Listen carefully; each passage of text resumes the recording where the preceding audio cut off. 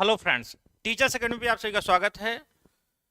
आज हम लोग यहाँ पर बात करेंगे बीपीएससी टायर 4 के विषय में। किस हिसाब से, किस रणनीति से हम लोग तैयारी करें, कितने घंटे पढ़ें कि हमारा यहाँ पर क्या हो, सिलेक्शन हो जाए। तो सभी सभी जो फैक्ट्स हैं, सभी जो चीजें हैं, सभी चीजों पर हम लोग यहाँ डिस्कस करने वाले हैं। एक बार जल्दी से आप लोग सेशन को शेयर कर दीजिए तो हम लोग अपनी बात शुरू करते हैं।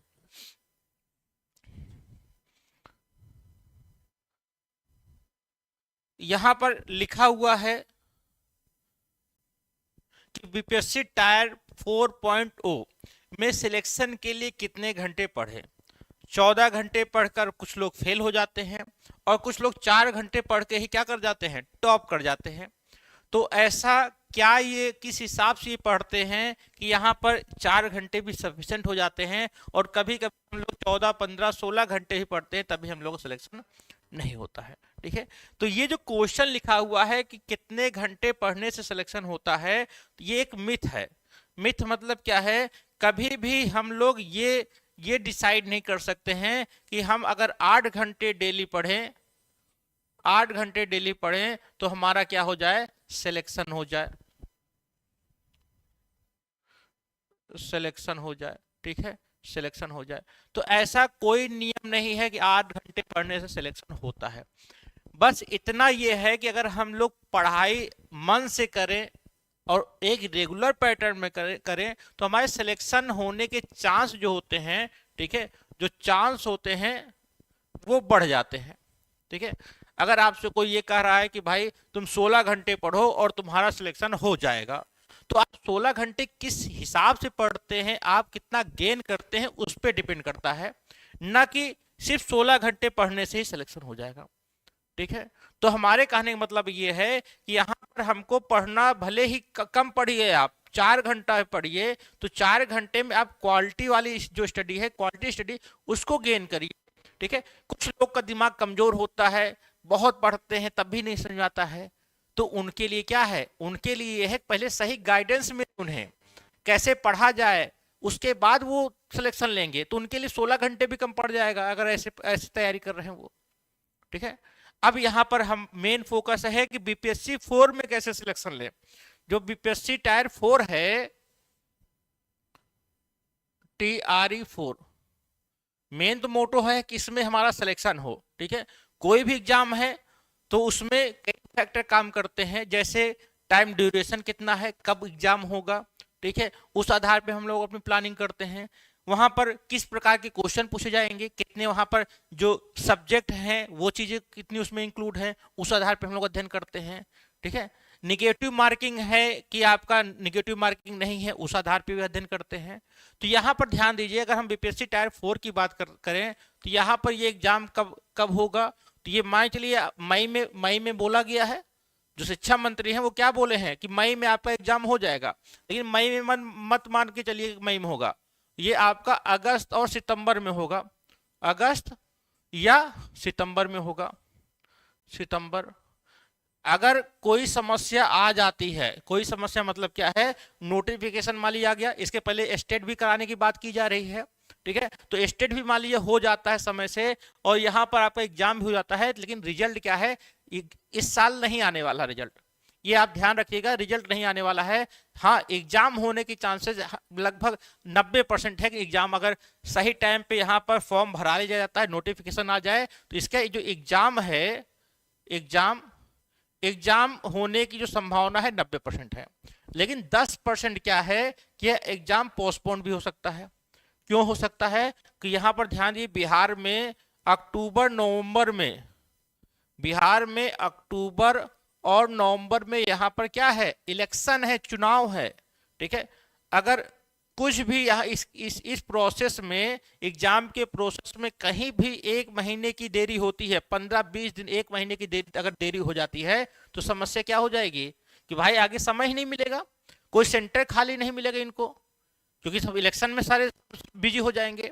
ठीक है, तो यहाँ पर बस हमारे पास, अगर हम लोग देखिए अपनी तैयारी हम लोग किस किस आधार पर करेंगे, ये जो अगस्त सितंबर का जो समय है, इसी इसी डेट को, इसी महीने को हम लोग मानकर अपनी जो स्ट्रेटजी है, जो परीक्षा करने जो रणनीति है, उसको हम लोग तैयार करेंगे। ठीक है, अगर मान लीजिए एग्जाम आपका चुनाव के बाद होगा तो क्या दिक्कत है, इसी को आप लोग दोबारा रिवाइज कर लीजिएगा, दोबारा अध्ययन कर लीजिएगा। तो दोबारा अगर पढ़ लेंगे तो ऐसा नहीं कि आपको नुकसान करेगा, वो तो आपके लिए फायदा ही करेगा, आपके सिलेक्शन के चांस को और बढ़ा देगा। ठीक है, लेकिन हम लोग को क्या करना है, अगस्त और सितंबर मानकर यह अपने प्लानिंग को करना है कि हमारा अगस्त और सितंबर में दोनों महीने में कहीं पर भी हमारा क्या हो सकता है, एग्जाम हो सकता है। तो अगर हम इसको टारगेट बना के चले तो आपका मार्च समाप्त हो रहा है, आपका समय क्या है, अप्रैल, मई, जून, जुलाई और अगस्त भी मान लीजिए। ठीक है, अगस्त। ठीक है, तो आपके पास टोटल 5 माह है, 5 महीने हैं आपके पास। ठीक है, और 5 महीने 5 माह है। अब अगर हम एग्जाम पैटर्न की बात करें तो एग्जाम में आपका कहीं पर जो पीआरटी है उसमें 2 पार्ट है, पार्ट 1 पार्ट 2। पार्ट 1 सिर्फ पीआरटी की बात ही कर रहे हैं, तो अगर पीआरटी में पार्ट 1 है जिसमें आपको भाषा, इंग्लिश और हिंदी वाला सेक्शन करना है, क्वालिफाइंग नेचर का है। और पार्ट 2 जो है ये आपका जीएस का है। ठीक है, जीएस का है। इसके अलावा जितने भी हैं, चाहे 6 to आपका 8 हो, 9 10th हो, 11 12th हो, उन सभी में 3 पार्ट हैं। ठीक है, 6 से 8, 9 10th और 11 12th, इन सभी में कितने हैं, इसका जो पैटर्न है इसमें पार्ट 1, पार्ट 2 और पार्ट 3 भी है। ठीक है, 3 पार्ट है। अब तो ये क्वालिफाइंग नेचर का है, पार्ट ए क्या है, क्वालिफाइंग नेचर का है, लेकिन इसका भी रोल है। इसका रोल कैसे है, इसका सिलेक्शन में बहुत अहम रोल है, क्योंकि जब लास्ट नंबर पे जब सिलेक्शन रुकता है तब वहां पर जैसे कोई कट ऑफ आती है तो लास्ट नंबर पे ये देखा जाता है कि एक ही पोजीशन पे कई बच्चे होते हैं। तब वहां पर ये जो पार्ट 1 का पेपर है, तब ये वहां पर क्या होता है, महत्वपूर्ण हो जाता है। कैसे, तो वहां पर पार्ट उस कंडीशन में जो पार्ट 1 में जिसके सबसे अधिक नंबर होंगे उनका यहां पर क्या होगा, चयन हो जाएगा। और इस कंडीशन में भी जिनका पार्ट 1 में मान लीजिए समान होता है या सबसे अधिक होता है, तो उसमें भी एक नंबर पे हो सकता है कई भी लोग हों, तब वहां पर क्या होता है, डेट ऑफ बर्थ देखी जाती है। तो डेट ऑफ बर्थ जिसकी सबसे ज्यादा होगी तो उसका क्या होता है, सिलेक्शन हो जाता है। ठीक है, तो यहां पर पार्ट 1 में भाषा है तो इसको भी पढ़ना जरूरी है, ऐसा नहीं है कि इसको नहीं पढ़ेंगे। ठीक है, कितने क्वेश्चन आएंगे, 30 क्वेश्चन यहां से आते हैं।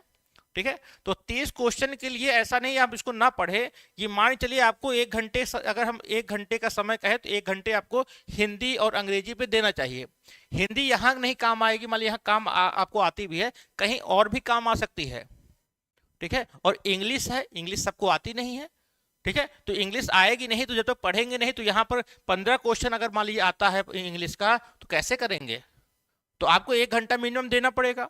ठीक है, पार्ट 2 है, पार्ट 2 में आपका जीएस आ जाएगा।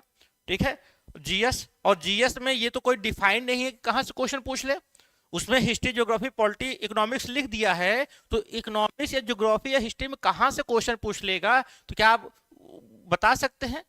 ठीक है, चाहे मिडेवल से पूछ ले, आधुनिक से पूछ ले, ठीक है, या प्राचीन इतिहास से पूछ ले, तो वहां पर भी आपको पढ़ना है।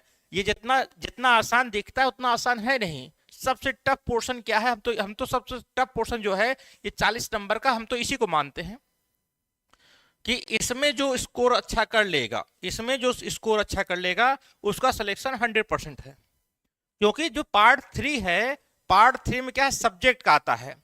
सब्जेक्ट है तो आपको टीजीटी दे रहे हैं तो दो सब्जेक्ट पढ़ना है, पीजीटी दे रहे हैं तो 1 सब्जेक्ट पढ़ना है। तो निश्चित तौर पे पार्ट 3 में जो 80 क्वेश्चन आएगा तो इस 80 क्वेश्चन में आपकी पकड़ होगी, हम मानते हैं। ठीक है, जो 2 सब्जेक्ट पढ़ रहे हैं वो भी, क्योंकि यहाँ जो बच्चे हैं वैकेंसी तो आ नहीं रही। अगर यूपी की बात करें, चाहे बिहार की, झारखंड की, कहीं की बात करें, तो वैकेंसी दिनों दिन कम होती जा रही है। कहीं पर 5000 सीट आती है, मान लीजिए 5000 सीट। ठीक है, और लड़के कितना भरते हैं, 15 लाख भरते हैं। 15 लाख लड़के यहाँ पर फॉर्म भरते हैं, सिलेक्शन तो 5,000 का ही होता है। तो बचा कितना, 14 लाख 95,000 लोग। क्या 14,95,000 उनको कुछ नहीं आता है? उनको आता है, ठीक है। तो यहाँ पर भी वो लोग क्या के पढ़ पढ़ के यहाँ पर भी कंपटीशन बहुत हाई है, सब्जेक्ट में भी बहुत हाई कंपटीशन है, ठीक है। समस्या क्या हो जाती है? समस्या होती है जीएस में, क्योंकि यहां पर आपको हर सब्जेक्ट की पकड़ रखनी होगी, हर सब्जेक्ट की पकड़ रखनी होगी, तभी आपका यहां पर क्या होगा, 40 में मैक्सिमम सही कर पाएंगे। और जैसे मैंने बताया नेगेटिव मार्किंग इस एग्जाम में नहीं है। अगर आप 75% नंबर ले आ रहे हैं तो ये मान चलिए आपका 99% चांस होता है, 100% में मान लीजिए जितनी कैटेगरी हैं उनके लिए तो 100% है कि अगर आप 75% मार्क ले आ रहे हैं तो आप कैटेगरी में चाहो जिस सब्जेक्ट से हैं आपका क्या हो जाएगा, सिलेक्शन हो जाएगा, सिलेक्शन आपका हो जाएगा। जर्नल में थोड़ा सा 2-4 नंबर का ऊपर नीचे होता रहता है, तब भी हम 75% में 99% मान चल रहे हैं, सभी का सिलेक्शन हो जाएगा। तो 75% मतलब ये है कि अगर 120 नंबर का पेपर है तो आपको कितना लाना पड़ेगा, 90 नंबर आपको लाना है। अब इस 90 नंबर को लाने के लिए पहले हमको सिलेक्शन के लिए कितना नंबर चाहिए उसको पहले डिसाइड कर लेते हैं, तभी तो उस सेक्शन पे आप उतना समय देंगे पढ़ने के लिए, ठीक है। तो अगर हमको 90 नंबर लाना है तो इस 90 नंबर में दो अगर हम देखें तो 80 क्वेश्चन, 120 में 80 वहां है, 40 यहाँ, 120 क्वेश्चन है और इसमें आपको 90 प्लस लाना है। तो कहीं ना कहीं अगर हम पेपर सब्जेक्ट की बात करें तो यहाँ पर पेपर आसान भी नहीं होता है।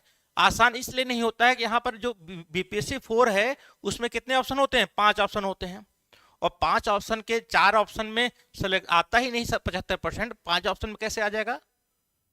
5 ऑप्शन में जब बनते हैं पेपर बहुत टफ क्वेश्चन बन जाता है। क्यों? क्योंकि अगर आपको एक ऑप्शन आ रहा है कि ये सही है तो सही है, इसका मतलब वो क्वेश्चन सही नहीं है। अगर दूसरा ऑप्शन भी सही है तो यहाँ पर क्या हो जाएगा, एक से अधिक ऑप्शन सही हो जाएंगे, उसको टिक करना होता है हमको, ठीक है। तो यहाँ पर पेपर का जो पैटर्न है टफ होने वाला है।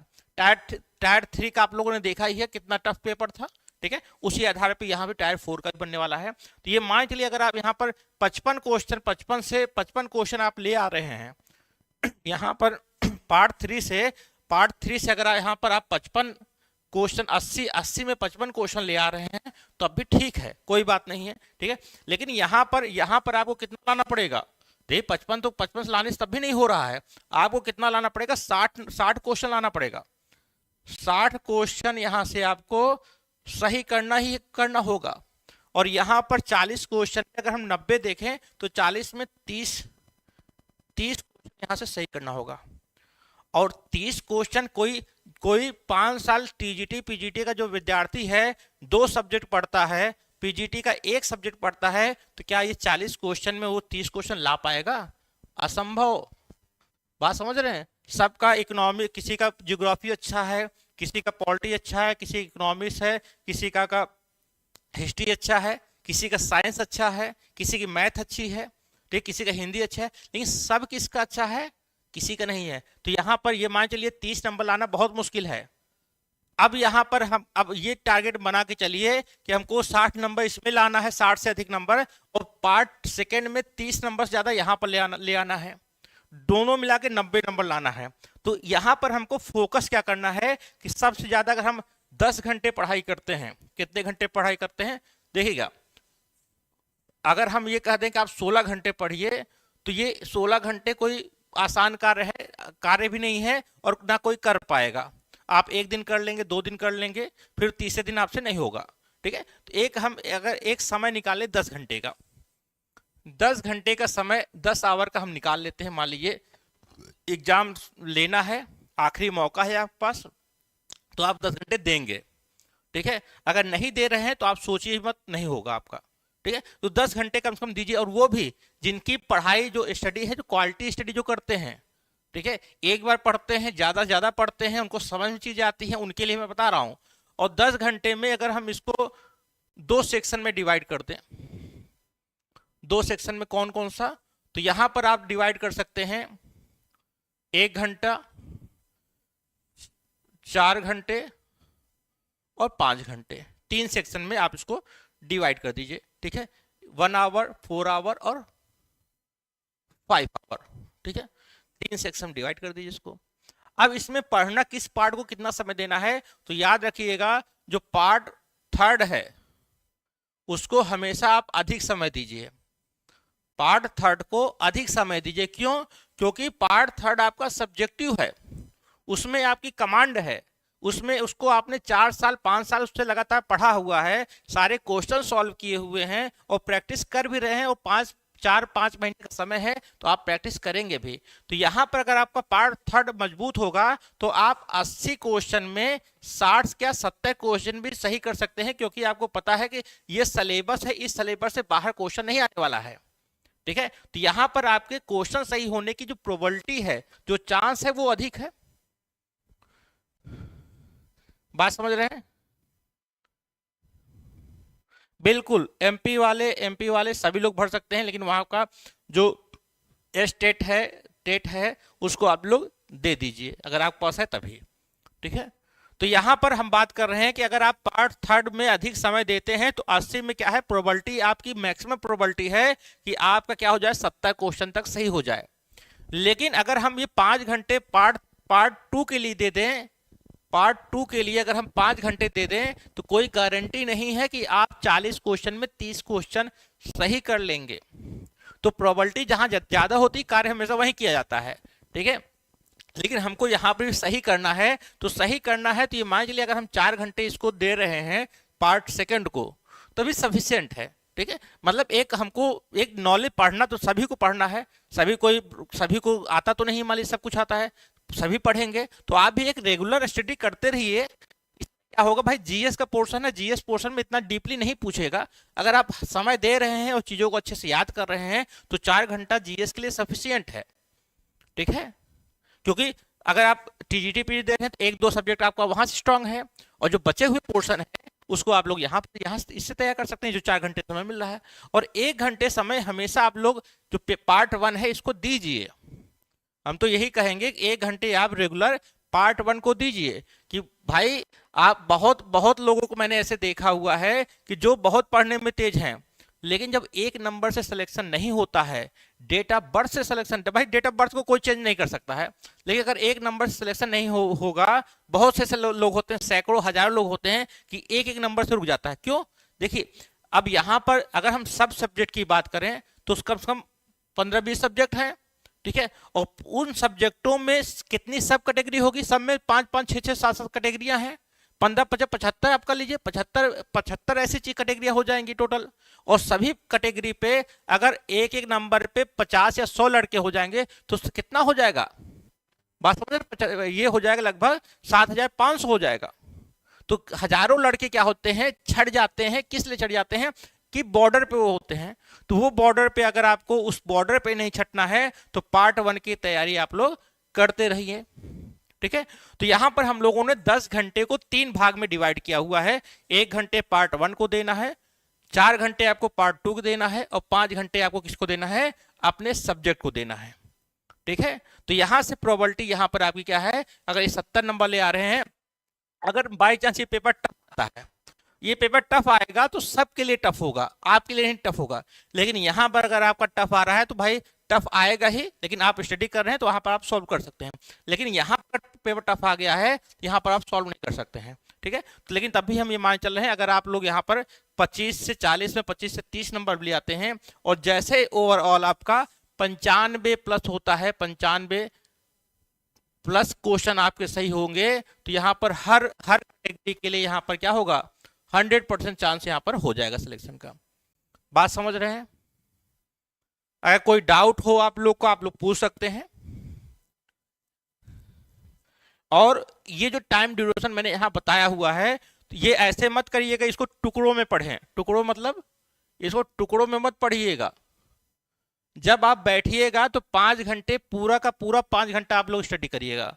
और उसमें भी एक तरीका होता है 50 और 10 का रेशियो।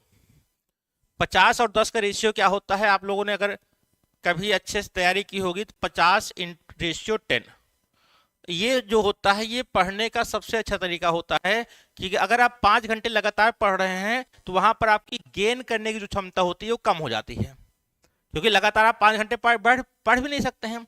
लेकिन अगर हम लोग जो पढ़ाई का जो तरीका होता है वो हम लोग 50/10 रेशियो में पढ़ते हैं। मतलब 1 घंटा हम पढ़ेंगे तो 1 घंटे में हम लोग 50 मिनट पढ़ते हैं, और 50 मिनट पढ़ने के बाद 10 मिनट क्या करते हैं हम लोग, आप उठ के टहल लीजिए, पानी पी लीजिए, ठीक है। मोबाइल मत छूइएगा। बहुत लोग देखिए स्टार्टिंग फेज में जो मोबाइल छूते हैं उन क्या होता है, वो 10 मिनट कब 1 घंटे में कन्वर्ट हो जाता है, पता नहीं चलता है, ठीक है। तो आप कुछ खा लीजिए, टहल लीजिए, और उसके बाद पुनः 50 अगले घंटे के लिए आप लोग इसी रेशियो को फॉलो करिए, 5 से 5 मिनट रेशियो 10 मिनट, ठीक है। और ऐसे करके अगर आप पढ़ते हैं तो ये आपका 5 घंटे जो पढ़ाई है वो क्या होगी, इफेक्टिव पढ़ाई हो जाएगी। तो जब बैठिए तो 5 घंटे लगातार बैठिए, इस रेशियो के आधार पर बैठिए पढ़िए। जब आप 4 घंटे पढ़िए तो इसी रेशियो के हिसाब से ये कवर करिए पूरा, और जब 1 घंटे पढ़िए तभी। तो दिन भर में आपको 3 बार आपको कुर्सी पे बैठना है, और यही जो प्लान मैंने आपको बताया है इसके आधार पर आप लोग क्या कर सकते हैं, स्टडी कर सकते हैं, ठीक है। इसके अलावा कोई जानकारी आपको चाहिए आप पूछ सकते हैं। और आप लोग के लिए गुड न्यूज ये है, गुड न्यूज ये है, टीचर्स एकेडमी के द्वारा जो प्रयागराज में जो ऑफलाइन सेंटर है उसमें टेस्ट सीरीज के साथ जो ऑफलाइन जो बैच है वो शुरू कर दिया गया है, ठीक है। ये आपका ये बैच शुरू कर दिया गया है, और इसमें हर सब्जेक्ट की चाहो जिस सब्जेक्ट जिससे आप टीचर बनना चाह रहे हैं सारे सब्जेक्ट की क्लासेज यहाँ पर चलती हैं। TGT, PGT, LT, GIC, DSSB, BPSC tier 4, UGC NET, JRF, इन सभी क्लासेस चलती हैं, ठीक है। और यहाँ पर मेरे द्वारा ज्योग्राफी की जो नेट की अगर तैयारी कर रहे हैं, टीजीटी पीजीटी तैयारी कर रहे हैं, बीपीएससी टायर 4, बीपीएससी का कोई एग्जाम है उसकी तैयारी कर रहे हैं, तो मेरे द्वारा यहाँ पर ज्योग्राफी क्लासेज आपको मिल जाएंगी, ठीक है। ये देखिए geography classes UP TGT PGT exam के लिए, एलटी ग्रेड एग्जाम के लिए, बीपीएससी टायर 4 के लिए, यूजीसी नेट जेआरएफ जून का 2025 का बैच है। सारी क्लासेज आपको यहाँ पर चल रही हैं, आप लोग इससे जुड़ सकते हैं और अपने सिलेक्शन को सुनिश्चित कर सकते हैं। आपको करना क्या है, तो 96 28 95 92 37 इस पे कॉल करिए, और यहाँ पर जितने टेलीकॉलर बैठे हुए हैं जो भी आपकी क्यूरी हो, ठीक है, सब कुछ पूछ सकते हैं। और आपको इसमें लाइव क्लास मिलेगा, रिकॉर्डेड क्लास भी मिल जाएगा, नोट्स मिलेगा, और मेंटरशिप, सारी चीजें आपको यहाँ पर मिल जाएगी। और जितने लोग यूपी के हैं, यूपी और जो आप जिनका एग्जाम है टीजीटी पीजीटी, ठीक है, यूपी टीजीटी पीजीटी जिनका भी एग्जाम होने वाला है जो आगामी 2-3 महीनों में जो डेट आई है मई जून में, ठीक है, तो उनके लिए यहाँ पर क्रैश कोर्स टाइप का चलाया जा रहा है प्रयागराज में। जो ऑफलाइन सेंटर है, देखिएगा जो यहाँ पर ऑफलाइन सेंटर है हम लोग का, ये यूनिवर्सिटी गेट के सामने बंद रोड प्रयागराज में ये है, और ये ऑफलाइन सेंटर का नंबर भी है, ठीक है। इस नंबर पर कॉल करके आप पता कर सकते हैं लोकेशन क्या है। तो यूपी टीजीटी पीजीटी के लिए यहाँ पर क्लासेस स्टार्ट हो गई हैं, और वो भी फ्री ऑफ कॉस्ट, ठीक है। तो अभी आपके पास 2 महीने का समय है, और यहाँ पर आप आइए, और जो टॉपिक आपको नहीं समझ में आता है आप बिना पैसा दिए आप लोग यहाँ पर क्लास कर सकते हैं, ठीक है। और ये जो ऑफर है वो सीमित समय के लिए है, और मात्र 2 महीने के लिए चलाया जाएगा जब तक आपका एग्जाम ना हो जाए। क्लियर सभी को? तो आज हम लोग यहीं पर वीडियो को रोकेंगे, ऑफ करेंगे, ठीक है। फिर हम लोग मिलते हैं, तब तक के लिए धन्यवाद, नमस्कार, जय हिंद।